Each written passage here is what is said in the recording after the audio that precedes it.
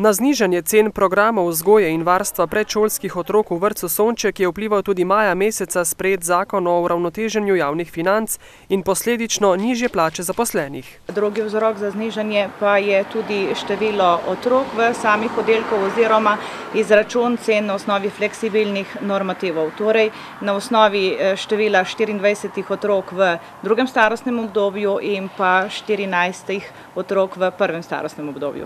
Ekonomske cene v prvem starostnem obdobju, kjer se je število otrok znatno povečalo, vrtec namreč letos obiskuje kar 70 otrok, so nižje za dobra 2 evra, v drugi starostni skupini pa za dobrih 30 evrov. Na osnovni šoli so sicer izvedli tudi primerjavo cen programov z nekaterimi drugimi vrtci v regiji.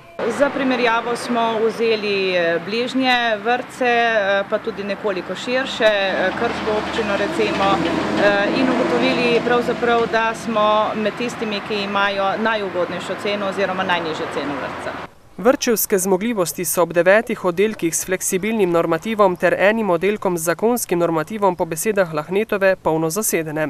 S 1. septembrom so v vrtec sicer sprejeli vse otroke, ki potrebujejo varstvo do konca leta. Za leto 2013, januar, februar, je še nekaj seveda nedorečenih oziroma nerešenih vlog, okrog 6 do 7, vendar tem staršem nažalost ne moremo obljubiti, da bomo zdaj odprli polovičen oddelek, ki bi se mogoče do konca leta celo napolnil, ker enostavno ni prostora, tako v prostorih šole, vrtca, kot tudi v kraju samem.